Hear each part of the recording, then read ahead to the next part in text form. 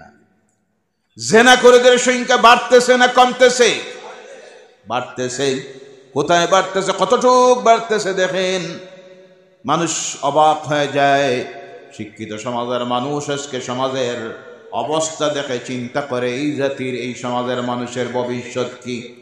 জিনা বাড়তে বাড়তে এমন অবস্থায় গিয়ে পৌঁছেছে, অনেক সময় সোশ্যাল মিডিয়ায় দেখা যায় 7-8 বছরের শিশু কন্যা জান্নাতের ফুল, ওই 7-8 বছরের শিশু কন্যাদের সঙ্গে জিনা করে হত্যা করতেছে।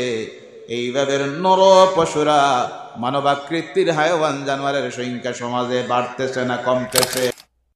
আমার এই সমাজের মানুষের চরিত্র কতটুক নিচের দিকে যাচ্ছে আমি বিভিন্ন সময় যেটা পরিলক্ষিত হয়, বাস্তবে ধরা পড়ে আমাদের কাছে। এই যে জাতি যে কতটুক নিচের দিকে নামতেছে চারিত্রিক দিক দিয়ে, আমলের দিক দিয়ে, তার বাস্তবতা কোনো সময় দেখা যায়।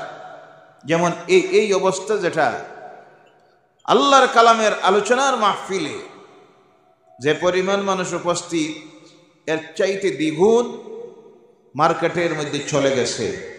এদেরকে নিয়েছে কে? জি, নাম জানা নাই আপনাদের? আওয়াজ করে বলেন কে? শয়তান। এতে বোঝা যায় আমার সমাজের বেশিরভাগ মানুষ আজ হয়ে গেছে শয়তানের মুরিদ। কথা ঠিক কি না? আরো দেখবেন, একটা সময় ছিল, আলোচনা এখন শুরু করি নাই, একটা সময় ছিল যে সময় আমাদের সমাজের যুবকেরা, ছোট বাচ্চারা জুমার দিন মসজিদে যাইত, শুক্রবারের দিন ওয়াজের মাহফিলে।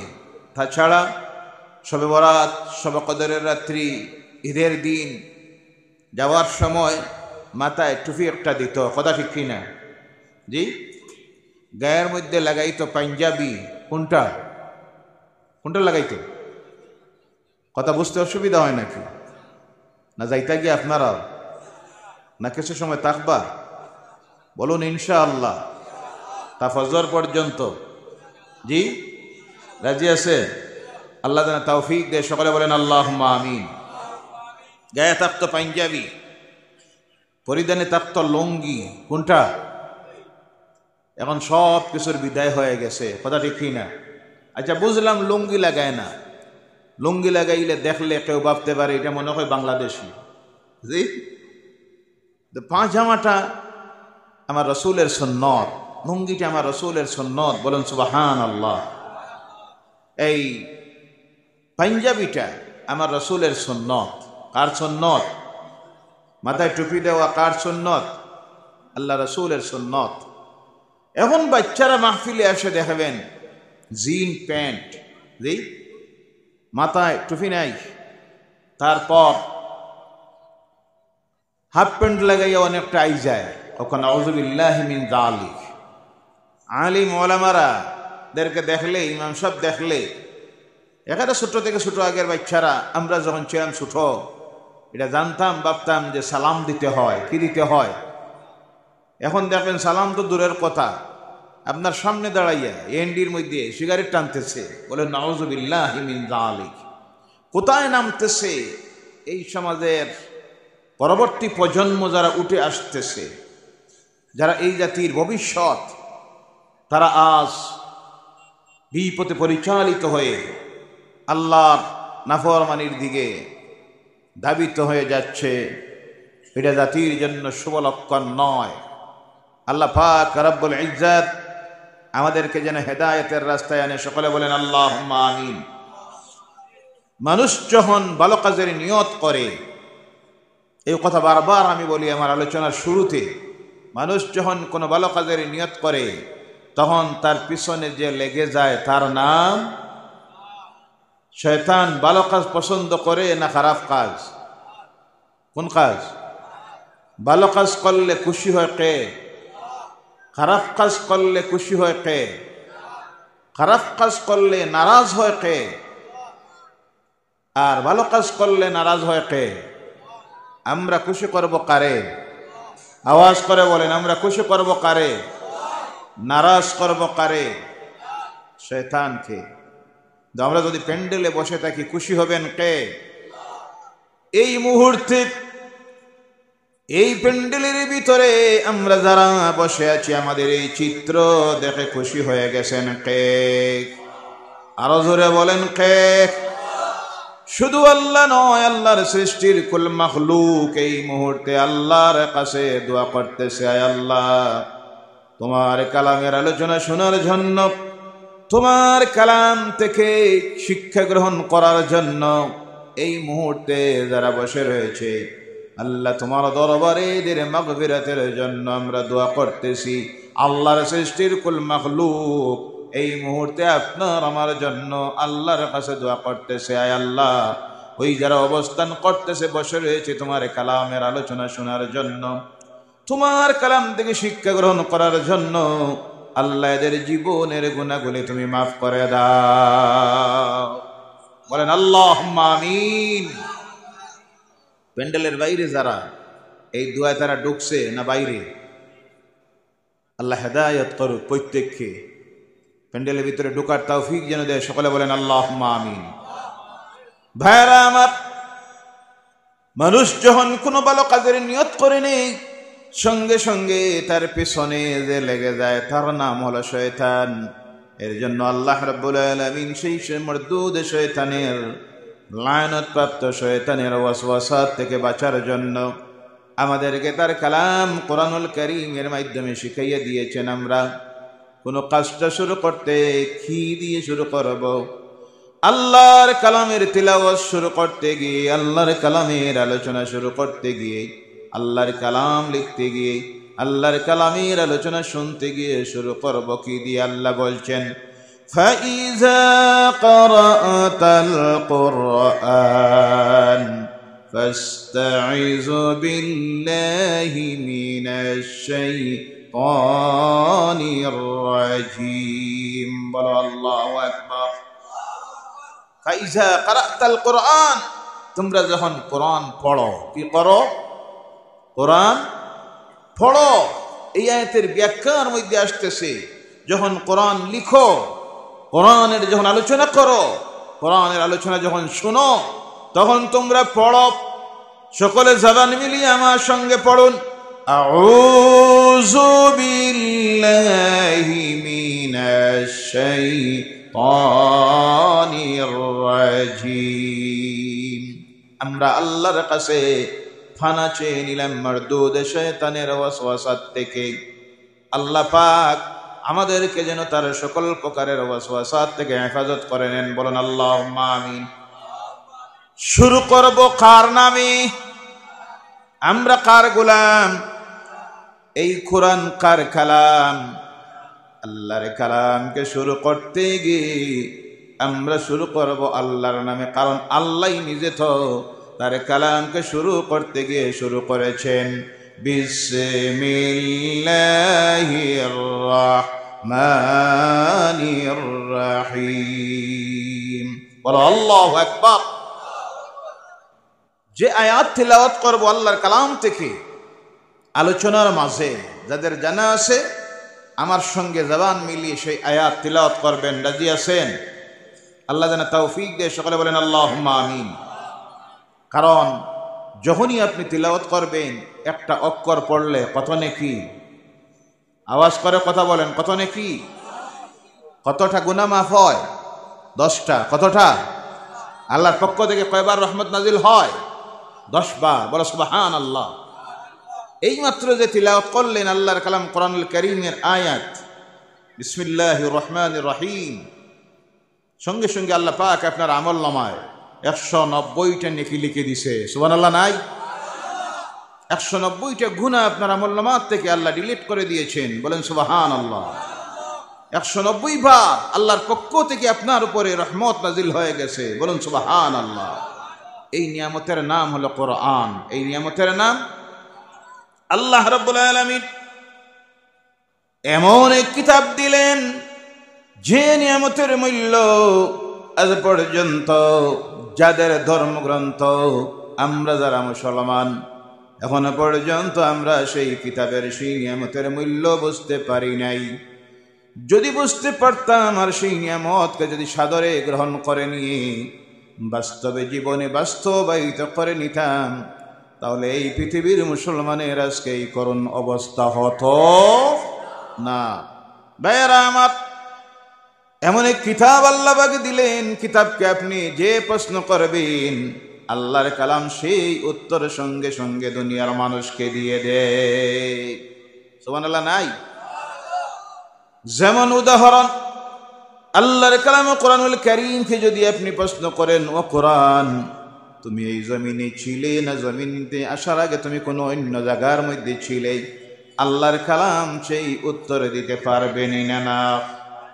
আল্লাহর কালাম সঙ্গে সঙ্গে দুনিয়ার মানুষকে জানাইয়া দিয়ে দে, শোনো, এই দুনিয়ায় আমি ছিলাম না, এই দুনিয়া আসার আগে আমি কোন জায়গায় ছিলাম শোনো।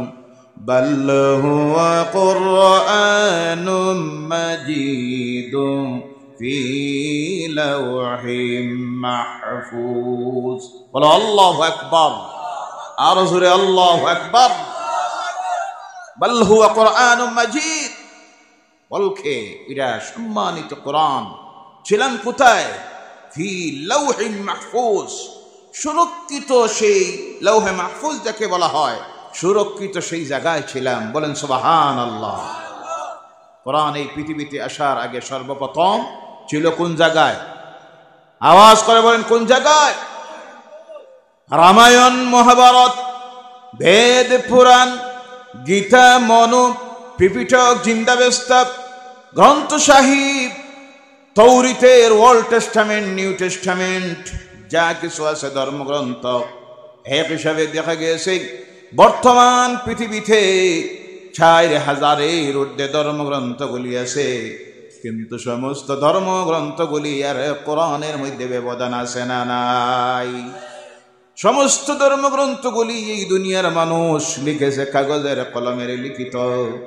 এটা দুনিয়ায় তৈরি হয়েছে, দুনিয়ার মানুষ লিখেছে, কিন্তু একটা মাত্র ধর্মগ্রন্থ এই দুনিয়ার কেউ লিখে নাই। কাগজের কলমের লিখিত কাহারও কিতাব নয়, দুনিয়ার কোনো মানুষের মন মস্তিষ্কের চিন্তার তৈরি জ্ঞানের কোনো কথা নয়, যেটা স্বয়ং আল্লাহ রাব্বুল আলামিনের কালাম, যার নাম হলো কোরআনুল কারীম। বলে সুবহানাল্লাহ। ভাইরা আমার, সেই কোরআনুল কারীমকে যদি আপনি জিজ্ঞাসা করেন, কোরআন রে তোমাকে খেয়ে নাজিল করেছেন, সঙ্গে সঙ্গে দুনিয়ার মানুষকে কোরআন জবাব দিয়ে দেয়, তানজিলুম মির রাব্বিল আলামিন। বলো আল্লাহু আকবার। আমাকে নাজিল করেছেন তোমাদের রব, যিনি, যার নাম আল্লাহ, এই বিশ্ব ব্রহ্মাণ্ডের, এই আলামের যিনি রব, তিনি আমাকে নাজিল করেছেন, অবতীর্ণ করেছেন। বলে সুবহানাল্লাহ। কোরআন নাজিল করেছেন কে? আওয়াজ করে বলেন কে? কার প্রতি তোমাকে নাজিল করা হলো? কোরআনকে যদি প্রশ্ন করেন আল্লাহর কালাম কোরআনুল কারীম, সঙ্গে সঙ্গে সে জবাব দিয়ে দেয়, আমিনু বিমা নুজ্জিলা আলা মুহাম্মদ। বলো আল্লাহু আকবার। বিশ্বাস স্থাপন করো, ঈমান আনো মুহাম্মদ সাল্লাল্লাহু আলাইহি সাল্লামের প্রতি যেটা নাজিল করা হয়েছে, অবতীর্ণ হয়েছে, তার থেকে প্রমাণিত হয় কোরআন বলতেছে আমি কোরআনকে নাজিল করা হয়েছে যার কাছে, তিনি হলেন মুহাম্মাদুর রাসূলুল্লাহ সাল্লাল্লাহু আলাইহি ওয়াসাল্লাম। বলে সুবহানাল্লাহ।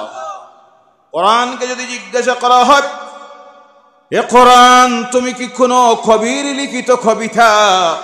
সেই কথার জবাব আল্লাহর কালাম সঙ্গে সঙ্গে দুনিয়ার মানুষকে দিয়ে দেয়, ওয়ামা হুয়া বিকাউলি শাইরিন কালিলাম মা তুমিনুন। বলো আল্লাহু আকবার। এটা কোনো শায়রের কবির লিখিত কবিতা নয়, কিন্তু তোমাদের মধ্যে কম সংখ্যক মানুষ সেটা বিশ্বাস করে। আবার যদি প্রশ্ন করেন এটা কি কোনো গণকের কথা, সঙ্গে সঙ্গে আল্লাহর কালাম দুনিয়ার মানুষকে জানাইয়া দেয়, শোনো, ওয়ামা হুয়া বিকাউলি কাহিনিন কালিলাম মা তাযাক্কারুন। বলো আল্লাহু আকবার। এটা কোনো জ্যোতিষীর কথা নয়, কথা কার? আরো জোরে বলেন কার? কিন্তু তোমাদের মধ্যে অধিকাংশ মানুষ সেটাকে মিথ্যা মনে করেন। ভাইরা আমার, এই কোরআনুল কারীম কি নিয়ামত আল্লাহ পাক দিলেন দুনিয়ায়। আল্লাহ কালামকে দিতে গিয়ে এমন একটা মাসে দিলেন যে মাসের কারণে, যে কোরআন নাজিল হওয়ার কারণে সেই মাসটাও আল্লাহর কাছে বরকতের মাস হয়ে গেছে। কোন মাসে আল্লাহ কোরআন দিলেন? আল্লাহর কালাম কোরআনুল কারীমকে যদি জিজ্ঞাসা করেন, কোরআন রে তোমাকে কোন মাসে দেওয়া হয়েছে, আল্লাহর কালাম কি সুন্দর ভাষায় দুনিয়ার মানুষকে জানাইয়া দেয়, শাহরু রমাদানাল্লাযী উনজিলা ফীহিল কুরআন। বলো আল্লাহু আকবার। কোরআন সম্মানিত রমজানের মাসে আল্লাহ নাজিল করেছেন। কোরআন নাজিল হয়েছে কোন মাসে? 12টা মাসের মধ্যে সবচেয়ে সম্মানিত কোন মাস? বরকতের মাস কোনটা? মাগফিরাতের মাস কোনটা? নাজাতের মাস কোনটা? আল্লাহ পাক রহমতের মাস বানাইয়া দিলেন কোন মাস? আর নাজিল হয়েছে সেই মাসে তার কালাম কোরআনুল কারীম। বলো সুবহানাল্লাহ। ভাইরা আমার, এই কোরআনুল কারীমকে যদি আপনি প্রশ্ন করেন, কোরআন রে রমজানের মাসের দিনে তোমাকে দেওয়া হয়েছে না রাত্রিতে তুমি অবতীর্ণ হয়েছ, আল্লাহর কালাম কোরআন সেই কথার জবাবে দিতে পারেনি না। আল্লাহর কালাম সঙ্গে সঙ্গে দুনিয়ার মানুষকে জানাইয়া দেয়, শোনো রমজানের দিনে না রাত্রিতে আমাকে দেওয়া হলো। ইন্না আনজালনাহু ফি লাইলাতিল কদর। বলো আল্লাহু আকবার। আমাকে নাজিল করা হয়েছে লাইলাতুল কদরের রাত্রিতে। বলো সুবহানাল্লাহ। লাইলাতুল কদরের রাত্রে কোরআন নাজিল হলো। নাজিল হওয়ার কারণে এই রাত্রির মর্যাদা আল্লাহ কতটুকু বাড়াইয়া দিলেন। আল্লাহর কালাম কোরআনকে যদি প্রশ্ন করি, ও কোরআন লাইলাতুল কদরে তুমি নাজিল হলা, এই রাত্রির মর্যাদা কতটুকু? কোরআন আবার জবাব দেয়, লাইলাতুল কদরি খায়রুম মিন আলফি শাহর। বলো সুবহানাল্লাহ। হাজার মাসের চাইতে উত্তম যেই রাত্রি, সেই রাত্রির নাম কথা বলেন কোন রাত্রি? লাইলাতুল কদরের রাত্রি। কেন আল্লাহ মর্যাদা দিল? এই রাত্রিতে নাজিল হয়েছে আল্লাহর কালাম কোরআন। বলো সুবহানাল্লাহ। সংক্ষিপ্ত ভাবে বলতে যাই, এক নাগাড়ে যদি কোরআনকে প্রশ্ন করতে থাকি, আল্লাহর কালাম কোরআনুল কারীম তার জবাব দিবে। কারণ এমন একটা বিষয়, সূক্ষ্ম থেকে সূক্ষ্ম বিষয় বলুন, সৌরজগৎ সম্পর্কে বলুন, ভূজগৎ সম্পর্কে বলুন, ফিলোসফি কোথায়? Philosophy from Quran, geology from Quran, biology from Quran, history from Quran, mathematics for Quran, geology from Quran. প্রত্যেকটা যদি বিষয় আপনি জিজ্ঞাসা করতে যান, প্রত্যেকটার উত্তরই একটাই হবে, ফর্ম কোরআন। সুবহানাল্লাহ। একটা বিষয় বাকি নাই, সব খুলে খুলে দুনিয়ার মানুষের সামনে যে কিতাব বলেছে তার নাম হলো কোরআন। আরো জোরে বলেন সুবহানাল্লাহ। আল্লাহ রাব্বুল আলামিনের এই কালামকে যদি আবার প্রশ্ন করি, কোরআন তোমার মধ্যে আছে কি? সঙ্গে সঙ্গে আল্লাহর কালাম কোরআনুল কারীম দুনিয়ার মানুষকে জবাব দিতে যে, শোনো, ওয়ানুনাজ্জিলু মিনাল কুরআনি মা হুয়া শিফাউন ওয়া রাহমাতুল লিল মুমিনিন। বলো আল্লাহু আকবার। নাজিল করা হয়েছে আমি কোরআনকে, আর আমার মধ্যে দেওয়া হয়েছে দুনিয়ার মানুষের জন্য ঔষধ। সুবহানাল্লাহ। নাই? সারা দুনিয়ার সমস্ত রোগের ঔষধ আল্লাহ যে কোরআন কিতাবের মধ্যে দিয়েছেন তার নাম, জোরে বলেন, তার নাম। তৎসঙ্গিক আবার আল্লাহর কালাম কোরআন বলছে, মা হুয়া শিফাউন ওয়া রাহমাতুল লিল মুমিনিন। দুনিয়ার মুমিন যারা, তাদের জন্য শান্তি দিয়েছেন আল্লাহ যে কিতাবে, তার নাম কোরআন। বলো সুবহানাল্লাহ। ভাইরা আমার, আবার যদি কোরআনকে প্রশ্ন করেন, কোরআন কি জন্য তুমি এসেছ? আগের প্রশ্ন ছিল কি আছে তোমার মধ্যে, এবার প্রশ্ন হলো কি জন্য তুমি এসেছ? আল্লাহর কালাম কোরআনুল কারীম কি সুন্দর ভাষায় জবাব দেয়, আলিফ লাম রা কিতাবুন আনজালনাহু ইলাইকা লিতুখরিজান নাসা মিনাজ যুলুমাতি ইলান নূর। বলো আল্লাহু আকবার। এই কিতাবকে নাযিল করা হয়েছে আপনার প্রতি, পৃথিবীর মানুষকে যেন অন্ধকার থেকে আলোর দিকে টেনে টেনে বাহির করে আনতে পারে। বলো সুবহানাল্লাহ। কোরআন এসেছে পৃথিবীর মানুষকে অন্ধকার থেকে আলোর দিকে টেনে বাহির করে আনার জন্য। আজকে এই পৃথিবীর মানুষ আলোর দিকে আসতে চায় না। যত দিন যাচ্ছে অন্ধকার আর অন্ধকারের দিকে ধাবিত হচ্ছে। অন্ধকারকে বুঝতে হবে, এই লাইট এখানে আলো দিচ্ছে, বাইরে অন্ধকার, এই অন্ধকার নয়। এখানে অন্ধকার দিয়ে হলো আল্লাহর নাফরমানি, গুমরাহির দিকে পৃথিবীর মানুষ।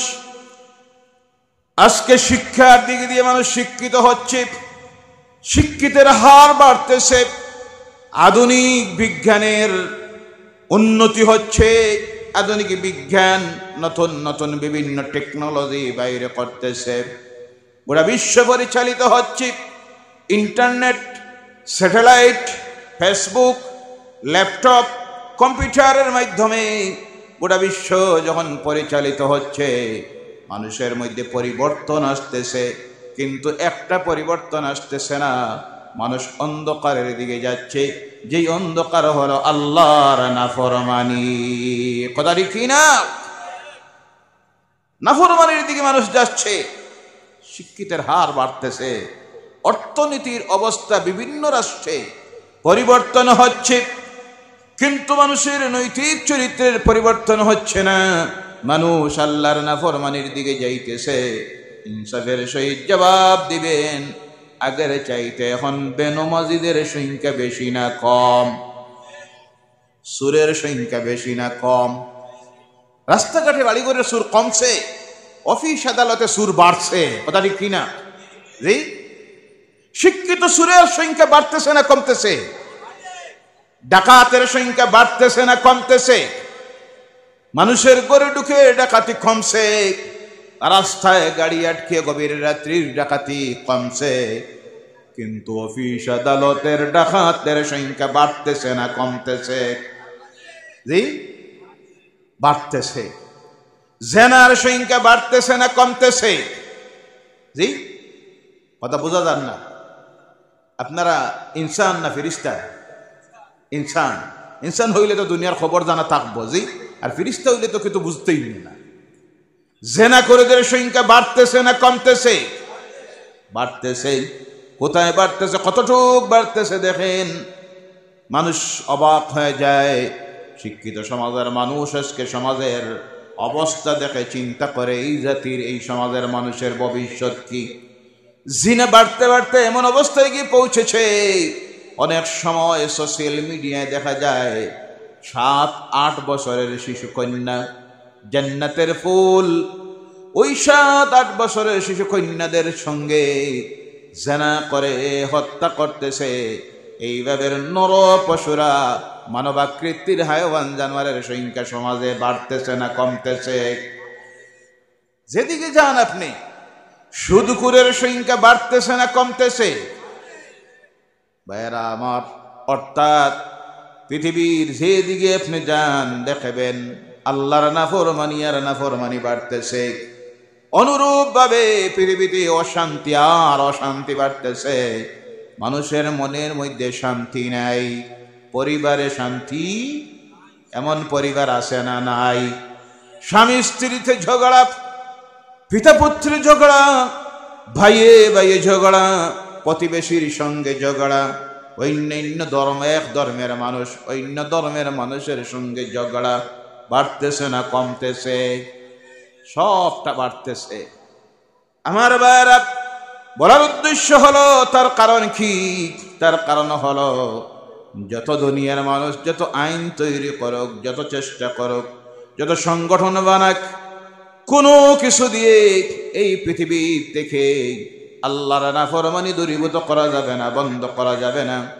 বন্ধ করার ঔষধ আল্লাহ যে প্রেসক্রিপশনের মধ্যে দিয়েছেন, সেই প্রেসক্রিপশনকে দুনিয়ার মানুষ যত সময় গ্রহণ করবে না, এই পৃথিবী থেকে আল্লাহর নাফরমানি দূরীভূত করা যাবে না। সেই প্রেসক্রিপশনের নাম হলো আল্লাহর কালাম কোরআন। বলো সুবহানাল্লাহ। আল্লাহর জাতের কসম, এখনো যদি গোটা বিশ্বের মানুষ আল্লাহর কালাম কোরআনুল কারীমকে একটাবার গ্রহণ করে নেই, এর আদেশ মেনে চলা শুরু করে দেয়, এর নিষেধ মেনে যদি চলা শুরু করে দেয়, সেটা যাকে অবৈধ বলেছে, হারাম বলেছে, তা যদি ছেড়ে দেয়, বৈধ যাকে বলেছে, হালাল বলেছে, গ্রহণ করে নেই, আল্লাহর জাতের কসম, এমন এক পৃথিবী তৈরি হবে যে পৃথিবীতে আল্লাহর নাফরমানি বলতে কিছুই থাকবে না। বলো সুবহানাল্লাহ। অনুরূপভাবে বিশ্ব মানুষের মধ্যে শান্তি নাই। কারণ হলো, শান্তি পাওয়ার জন্য আল্লাহ পাকের পক্ষ থেকে যে নিয়ামতটা এসেছে, সেই নিয়ামতের নাম হলো আল্লাহর কালাম কোরআন। বলো সুবহানাল্লাহ। অন্য যারা তাদের কথা ছেড়ে দিন, আমরা যারা মুসলমান, আমাদের মধ্যেও শান্তি আছে? কথা বলেন। নাই। নাই হওয়ার কারণ হলো, ওই যে সমস্ত মুসলমানেরা বসে আছি, আমাদের ঘরের মধ্যে আল্লাহর কালাম কোরআন আছে, মসজিদের মধ্যে আছে, মক্তবের মধ্যে আছে, দরবার শরীফে আছে, কিন্তু এই তাকার নাম তাকা নয়। আমাদের হৃদয়ের মধ্যে নাই আল্লাহর কালাম কোরআন। আর বাস্তব জীবনে চলার পথে আল্লাহর কালাম কোরআনের উপর আমাদের আমল নাই। নাই হওয়ার কারণে দুনিয়ার মুসলমানের কাছ থেকে শান্তির বিদায় হয়ে গেছে। শান্তি যদি পাইতে হয়, ফিরে আসতে হবে আল্লাহর কালাম কোরআনের দিকে। আল্লাহ আসার তৌফিক দেব। সকলে বলেন আল্লাহুম্মা আমিন।